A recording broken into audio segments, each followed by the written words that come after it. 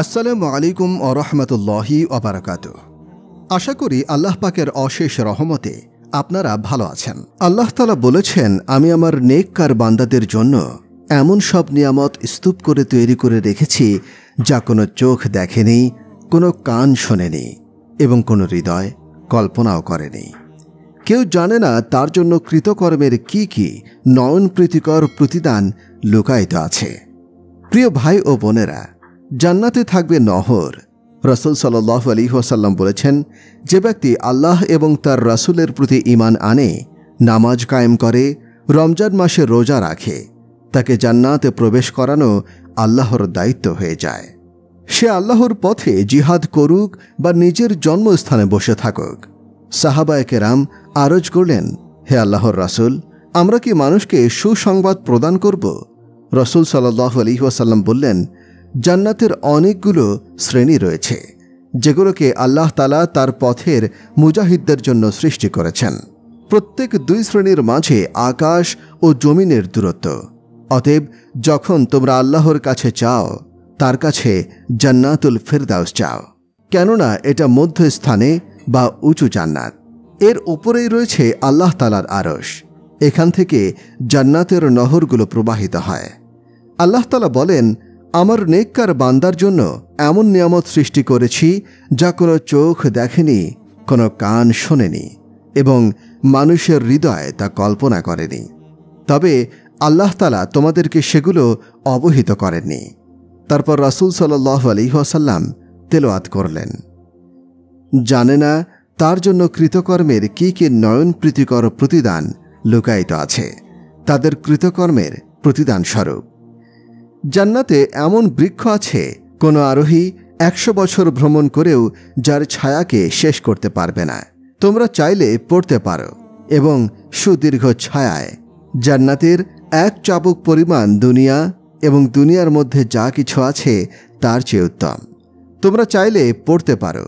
তারপর যাকে দোজখ থেকে দূরে রাখা হবে এবং জান্নাতে প্রবেশ করানো হবে, তার কার্যসিদ্ধি ঘটবে। আর পার্থিব জীবন ধোঁকা ছাড়া অন্য কোনো সম্পদ নয়। জান্নাতীদের পোশাকের ব্যাপারে আল্লাহ তাআলা বলেন, তারা পাতলা ও মোটা রেশমের সবুজ কাপড় পরিধান করবে। কিছু মানুষ এমন রয়েছে যাদেরকে জান্নাতের প্রতিটি দরজা থেকেই আহ্বান করা হবে। ডাকটা হবে উচ্চস্বরে এবং তাকে সমস্ত আমলের উপহার দেয়া হবে। যেহেতু সে সমস্ত আমলই করেছে, তাই সবগুলোরই প্রতিদান পাবে সে। তারপর সেই দরজা দিয়ে সে প্রবেশ করবে, তার আমলের পরিমাণ যেদিকে বেশি হবে আল্লাহ তাআলাই ভালো জানেন। হযরত আবু হুরায়রা রাদিয়াল্লাহু আনহু বললেন, রাসূল সাল্লাল্লাহু আলাইহি ওয়াসাল্লাম জিজ্ঞাসা করলেন, আজকে রোজা রেখেছে কে? হযরত আবু বকর রাদিয়াল্লাহু আনহু বললেন, আমি। নবীজি সাল্লাল্লাহু আলাইহি ওয়াসাল্লাম আবারও জিজ্ঞাসা করলেন, তোমাদের মধ্যে আজ কি কেউ জানাজায় শরীক হয়েছে? আবু বকর বললেন, আমি শরীক হয়েছি। রাসূল সাল্লাল্লাহু আলাইহি ওয়াসাল্লাম আবারও প্রশ্ন করলেন, আজকে তোমাদের মধ্যে কে মিসকিনকে খানা খাইয়েছে? হযরত আবু বকর রাদিয়াল্লাহু আনহু বললেন, আমি। নবীজি সাল্লাল্লাহু আলাইহি ওয়াসাল্লাম জিজ্ঞাসা করলেন, আজকে তোমাদের মধ্যে কে রোগীর শুশ্রূষা করেছে? হযরত আবু বকর রাদিয়াল্লাহু আনহু বললেন, আমি। এবার রাসূল সাল্লাল্লাহু আলাইহি ওয়াসাল্লাম বললেন, যার মাঝে এতগুলো আমল জমা হবে সে জান্নাতে প্রবেশ করবে। অদেখা জান্নাতীদের বালাখানা ঘর বাড়ি হবে মনোমুগ্ধকর। এক সকালে রাসূল সাল্লাল্লাহু আলাইহি ওয়াসাল্লাম হযরত বিলাল রাদিয়াল্লাহু আনহুকে ডেকে বললেন, হে বেলাল, তুমি কোন আমলের কারণে আমার আগেই জান্নাতে প্রবেশ করেছ? আমি যেই জান্নাতেই প্রবেশ করেছি সেখানেই আমার সামনে তোমার পদধ্বনি শুনেছি। আমি স্বপ্নে জান্নাতে প্রবেশ করলাম, সেখানেও আমার সামনে তোমার পদধ্বনি শুনলাম। অতঃপর স্বর্ণের তৈরি গোলাকার উঁচু বালাখানায় এলাম। তারপর জিজ্ঞাসা করলাম, এই বালাখানাটি কার? তারা বলল, আরবের এক ব্যক্তির। আমি বললাম, আমি তো একজন আরব, সুতরাং এই বালাখানাটি কার? তারা বলল, একজন কুরাইশ মানুষের। বললাম, আমি তো একজন কুরাইশি। তারা বলল, উম্মত মুহাম্মাদির একজন মানুষের। আমি বললাম, আমি মুহাম্মদ। এই বালাখানাটি কার? তারা বলল, ওমর ইবনুল খাত্তাবের। হযরত বেলাল রাদিয়াল্লাহু আনহু বললেন, আমি যখনই আজান দিয়েছি তখনই 2 রাকাত নামাজ পড়েছি। আমার অজু ছুটে গেলেই অজু করেছি এবং আল্লাহ তাআলার জন্য 2 রাকাত নামাজ পড়েছি। তখন নবীজি সাল্লাল্লাহু আলাইহি ওয়াসাল্লাম বললেন, এজন্যই জান্নাতে উজ্জ্বল মুক্তার তৈরি এমন তাঁবু থাকবে যার প্রস্থ হবে 60 মাইল। তার চারদিকে মুমিনের পরিবার থাকবে, যারা অন্যদেরকে দেখতে পারবে না। মুমিন তাদের কাছ দিয়ে ঘুরে বেড়াবে। জান্নাতে একটি বাজার রয়েছে। প্রত্যেক জুমাবার জান্নাতীরা সেখানে জমায়েত হবে। তখন প্রবল বেগে উত্তরা বায়ু প্রবাহিত হবে। সে বাতাস সকলের চেহারা ও পোশাকে লাগবে, যার কারণে তাদের সৌন্দর্য ও লাবণ্য বেড়ে যাবে। অতঃপর তারা এমন পরিবারের কাছে ফিরে যাবে যে তাদের সৌন্দর্য ও লাবণ্য থাকবে পূর্বের চেয়ে অনেক গুণ বেশি, যার কারণে তাদের পরিবার তাদেরকে বলবে, আল্লাহর কসম, আমাদের কাছ থেকে যাওয়ার পর তোমাদের সৌন্দর্য ও লাবণ্য বৃদ্ধি পেয়েছে। তখন জান্নাতীরা বলবে, আল্লাহর কসম, আমাদের অবর্তমানেও তোমাদের সৌন্দর্য ও লাবণ্য অনেক গুণ বৃদ্ধি পেয়েছে। প্রিয় ভাই ও বোনেরা, আপনারা কি জানেন জান্নাতে কে প্রবেশ করবে? জান্নাতে প্রথম প্রবেশ করবে গরিব মানুষেরা। আজকাল আমরা কিছু টাকা কামাই করে কতই বড়াই দেখাচ্ছি। তওবা করুন আর ফিরে আসুন। হযরত আবু হুরায়রা রাদিয়াল্লাহু আনহু বলেন, রাসূল সাল্লাল্লাহু আলাইহি ওয়াসাল্লাম ইরশাদ করেছেন, গরিবরা ধনীদের তুলনায় 550 বছর পূর্বে জান্নাতে প্রবেশ করবে। সুবহানাল্লাহ। আল্লাহ তাআলা আমাদেরকে জান্নাতবাসী করুন। জান্নাতীদের গুণাগুণ সম্পর্কে রাসূল সাল্লাল্লাহু আলাইহি ওয়াসাল্লাম বলেছেন, আমার উম্মতের প্রথম দলটি পূর্ণিমার চাঁদের আকৃতিতে জান্নাতে প্রবেশ করবে। তার পরের দলটি হবে আকাশের উজ্জ্বল তারকার চেয়েও বেশি সুন্দর। তারা পেশাব করবে না, পায়খানা করবে না, কাশি ফেলবে না, থুতু ফেলবে না। তাদের চিরুনি হবে স্বর্ণের, অন্য এক বর্ণনায় আছে রূপার। তাদের ঘাম হবে মিশক, তাদের ধুনুচি হবে আগার অর্থাৎ সুগন্ধিযুক্ত কাঠ, এবং তাদের স্ত্রী হবে আয়তনয়না। অন্য বর্ণনায় আছে তাদের প্রত্যেকের এমন 2 জন করে স্ত্রী থাকবে, সুন্দরের কারণে যাদের গোশত ভেদ করে পায়ের নলার অস্থিমজ্জা দেখা যাবে। 2 স্ত্রীর মাঝে কোনো দ্বন্দ্ব থাকবে না। একজনের হৃদয়ে অন্যজনের ব্যাপারে কোনো বিদ্বেষ থাকবে না। তারা সকাল সন্ধ্যায় আল্লাহ তাআলার তসবিহ পড়বে। নেক কাজ হবে হুরুন ইনের মোহর। আল্লাহ তাআলা বলেন, হে নবী, যারা ঈমান এনেছে ও সৎ কাজসমূহ করেছে, আপনি তাদেরকে এমন বেহেশতের সুসংবাদ দিন যার পাদদেশে নহরসমূহ প্রবাহমান রয়েছে। যখন তাদের খাবার হিসেবে কোনো ফল প্রাপ্ত হবে, তখন তারা বলবে, এ তো অবিকল সেই ফলই আমরা যা ইতিপূর্বে লাভ করেছিলাম। বস্তুত তাদেরকে এই রকমের ফল প্রদান করা হবে এবং সেখানে তাদের জন্য শুদ্ধ চারিণী রমণীকুল থাকবে, আর সেখানে তারা অবস্থান করবে অনন্তকাল। আল্লাহর নিকট শহীদের জন্য 6টি বৈশিষ্ট্য রয়েছে। তাকে প্রথম দফাতেই ক্ষমা করা হবে এবং জান্নাতে তার ঠিকানা দেয়া হবে। কবরের আযাব থেকে মুক্তি দেয়া হবে।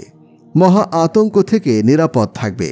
তার মাথায় সম্মানের মুকুট পরানো হবে, যার এক একটি ইয়াকুত পাথর দুনিয়া ও তার মাঝে অবস্থিত সমস্ত কিছুর চেয়ে উত্তম হবে। 72 জন হুরে ইনের সঙ্গে বিয়ে দেয়া হবে এবং তার নিকটাত্মীয়দের মধ্য থেকে 70 জনকে শাফায়াতের অধিকার প্রদান করা হবে। সর্বোচ্চ জান্নাতি ও সর্বনিম্ন জান্নাতীরা যা পাবে এ ব্যাপারে রাসূল সাল্লাল্লাহু আলাইহি ওয়াসাল্লাম ইরশাদ করেছেন। মুসা আলাইহিস সালাম তার রবকে জিজ্ঞাসা করলেন, হে আমার রব, সর্বনিম্ন শ্রেণীর জান্নাতি কে? আল্লাহ তাআলা বললেন, ওই ব্যক্তি যে সকল জান্নাতের জান্নাতে প্রবেশ করার পর আসবে। তাকে বলা হবে, জান্নাতে প্রবেশ করো। সে বলবে, কিভাবে যাব? সকলেই তো নিজ নিজ মর্যাদায় অধিষ্ঠিত হয়েছে এবং তাদের বস্তুগুলো হস্তগত করে নিয়েছে। তখন তাকে বলা হবে, তুমি কি এতে সন্তুষ্ট হবে যে তোমাকে দুনিয়ার রাজাদের সমান একটি রাজ্য প্রদান করা হবে? সে বলবে, হে আমার রব, আমি রাজি। তখন আল্লাহ তাআলা তাকে বলবেন, তুমি তো এত বড় রাজত্ব পাবেই, তার সঙ্গে তার মতো আরেকটি। তারপর আরেকটি, আরেকটি এবং আরেকটি দেয়া হলো। প্রথমবারে সে বলবে, হে আমার রব, আমি রাজি। তখন আবার আল্লাহ তাআলা বলবেন, এগুলো তো তোমার জন্য রয়েছেই, সঙ্গে তার 10 গুণ তোমাকে প্রদান করা হলো। এমনকি তোমার মন যা কামনা করবে তাই পাবে, এবং তোমার চোখ শীতল হয় এমন সব কিছু দেয়া হবে। তখন সে আবারও বলবে, হে আমার রব, আমি রাজি। এবার মুসা আলাইহিস সালাম জিজ্ঞাসা করলেন, তাহলে সর্বোচ্চ শ্রেণীর জান্নাতি কি পাবে? আল্লাহ তাআলা বললেন, তারা এমন যে তাদের সম্মানজনক বিষয়গুলো আমি নিজ হাতে স্থাপন করে সেগুলোর ওপর মোহর অঙ্কিত করে দিয়েছি। সুতরাং কোনো চোখ তা দেখেনি, কোনো কান তা শোনেনি, এবং কোনো মানুষের হৃদয় তা কল্পনাও করেনি। জান্নাতীদের জন্য সবচেয়ে বড় নিয়ামত হবে আল্লাহর দিদার। রাসূল সাল্লাল্লাহু আলাইহি ওয়াসাল্লাম বলেন, যখন জান্নাতীরা জান্নাতে প্রবেশ করবে, আল্লাহ তাআলা বলবেন, তোমরা কিছু চাও কি যা আমি বাড়িয়ে দেব? তারা বলবে, আপনি কি আমাদের মুখবয়াব শুভ্র করে দেননি? আমাদেরকে কি জান্নাতে প্রবেশ করাননি? জাহান্নাম থেকে মুক্তি দেননি? রাসূল সাল্লাল্লাহু আলাইহি ওয়াসাল্লাম বলেন, তখন আল্লাহ তাআলা নিজের ও জান্নাতীদের মাঝ থেকে পর্দা সরিয়ে দিবেন। তখন তারা আল্লাহর দিদার লাভে ধন্য হবে। জান্নাতীদেরকে আল্লাহ তাআলার দিদারের চেয়ে প্রিয় কোনো বস্তু প্রদান করা হয়নি। জাবির ইবনে আব্দুল্লাহ রাদিয়াল্লাহু আনহু বলেন, আমরা এক পূর্ণিমার রাতে রাসূল সাল্লাল্লাহু আলাইহি ওয়াসাল্লামের কাছেই ছিলাম। তিনি হঠাৎ চাঁদের দিকে তাকালেন। তারপর বললেন, তোমরা যেভাবে চাঁদ দেখছ এবং দেখতে কোনো সমস্যা হচ্ছে না, ঠিক এমনভাবে তোমরা তোমাদের রবকে দেখতে পাবে। যদি তোমরা এই নিয়ামত থেকে বঞ্চিত না হতে চাও, তাহলে ফজর এবং আসরের নামাজ পড়ো এবং সূর্যোদয় ও সূর্যাস্তের পূর্বে আপনার পালনকর্তার প্রশংসা ও পবিত্রতা ঘোষণা করুন। পিতামাতার আগে সন্তানের মৃত্যুর উপহার। আবু হাসান বলেন, আমি হযরত হুরায়রাকে বললাম, আমার 2টি পুত্র সন্তান মারা গেছে, তো আপনি কি এই ব্যাপারে রাসূল সাল্লাল্লাহু আলাইহি ওয়াসাল্লাম থেকে এমন কোনো হাদিস শোনাতে পারেন যা আমাদের হৃদয়কে প্রশান্ত করবে? হযরত আবু হুরায়রা রাদিয়াল্লাহু আনহু বললেন, হ্যাঁ, পারব। তারপর বললেন, ছোট সন্তান তাদের পরিবারকে জান্নাতে প্রবেশ করানোর জন্য তাদের সঙ্গে লেগে থাকবে। তাদের একজন তাদের পিতা বা পিতামাতা উভয়ের সঙ্গে সাক্ষাৎ করে তার কাপড় বা হাত ধরবে, ঠিক আমি যেভাবে তোমার কাপড়ের আঁচল ধরে আছি। এভাবে আল্লাহ তাআলা তাকে তার পিতাকে বা পিতামাতাকে জান্নাতে প্রবেশ না করানো পর্যন্ত ছেড়ে দেবে না। জান্নাতীদের প্রথম আপ্যায়ন ও উপহার কি? একদিন নবীজি সাল্লাল্লাহু আলাইহি ওয়াসাল্লাম দরবারে উপবিষ্ট হলেন। এ সময় জৈনিক ইহুদি পাদ্রী তার কাছে এসে বলল, আসসালামু আলাইকা ইয়া মুহাম্মদ। তৎক্ষণাৎ আমি তাকে এত জোরে ধাক্কা দিলাম যে সে আছড়ে পড়ল। পাদ্রী আমাকে বলল, আমাকে ধাক্কা দিলে কেন? আমি বললাম, তুমি বলতে পারলে না ইয়া রাসূলুল্লাহ? ইহুদি জবাব দিল, আমি তাকে সেই নামেই ডেকেছি, তার পরিবারের লোকজন তাকে যে নামে ডাকে। তখন রাসূল সাল্লাল্লাহু আলাইহি ওয়াসাল্লাম বললেন, নিশ্চয়ই আমার নাম মুহাম্মদ, আমার পরিবার আমার এই নামটিই রেখেছে। তখন ইহুদি বলল, আমি আপনার কাছে একটি বিষয় জিজ্ঞাসা করতে এসেছি। রাসূল সাল্লাল্লাহু আলাইহি ওয়াসাল্লাম বললেন, আমি তোমার সঙ্গে কথা বললে তোমার কোনো উপকার হবে কি? পাদ্রী বলল, আমি মনোযোগ সহকারে শুনব। তখন রাসূল সাল্লাল্লাহু আলাইহি ওয়াসাল্লাম তার হাতে থাকা একটি কাঠি দিয়ে আঁক দিলেন। তারপর বললেন, জিজ্ঞাসা করো। এরপর প্রশ্নোত্তর আরম্ভ হল। ইহুদি বলল, যেদিন আসমান ও জমিনগুলো অন্য আকাশ ও জমিনের দ্বারা পরিবর্তন করা হবে, সেদিন মানুষ কোথায় অবস্থান করবে? নবীজি বললেন, পুলসিরাতের কাছে আধারের মাঝে। ইহুদি বলল, সর্বাগ্রে কাদেরকে জান্নাতে প্রবেশের অনুমতি প্রদান করা হবে? নবীজি সাল্লাল্লাহু আলাইহি ওয়াসাল্লাম বললেন, গরিব মুজাহিদদেরকে। ইহুদি বলল, জান্নাতে প্রবেশ করার সময় তাদের উপঢৌকন কি হবে? নবীজি বললেন, মাছের কলিজার ভুনা। ইহুদি বলল, এরপর তাদের খাবার কি হবে? নবীজি বললেন, তাদের সৌজন্যে আশেপাশে আহাররত জান্নাতি গরুগুলো তাদের জন্য জবাই করা হবে। ইহুদি বলল, এগুলোর শুরবা বা ঝোল কি হবে? নবীজি সাল্লাল্লাহু আলাইহি ওয়াসাল্লাম বললেন, সালসাবিল নামক ঝর্ণার পানি। ইহুদি বলল, আপনি সত্য বলেছেন। সুবহানাল্লাহ, সুবহানাল্লাহ, সুবহানাল্লাহ। আল্লাহ তাআলার কি রহমত। ওয়াহাব ইবনু মুনাব্বিহকে বলা হলো, লা ইলাহা ইল্লাল্লাহ কি জান্নাতের চাবি নয়? তিনি বললেন, অবশ্যই, তবে প্রতিটি চাবির রয়েছে দাঁত। যদি দাঁতযুক্ত চাবি নিয়ে আসো তাহলে তালা খুলবে, নতুবা দাঁতহীন চাবি দিয়ে খুলবে না। দাঁত হল আল্লাহর একত্ববাদ, তার ইবাদত এবং রাসূল সাল্লাল্লাহু আলাইহি ওয়াসাল্লামের রিসালাতের সঙ্গে কোনো রাসূল শরিক নেই। প্রিয় দর্শক শ্রোতা, এমন সব মনোমুগ্ধকর ঘটনা ও ইহকাল থেকে পরকাল পর্যন্ত বিস্তারিত ইসলামিক বিষয় নিয়ে আলোচনা করা হয় আমাদের চ্যানেলে। আপনি যদি আমাদের চ্যানেলে নতুন হয়ে থাকেন তাহলে অবশ্যই সাবস্ক্রাইব করবেন। আজকে এ পর্যন্তই। পরবর্তী ভিডিও দেখার জন্য আমন্ত্রণ রইল। ধন্যবাদ।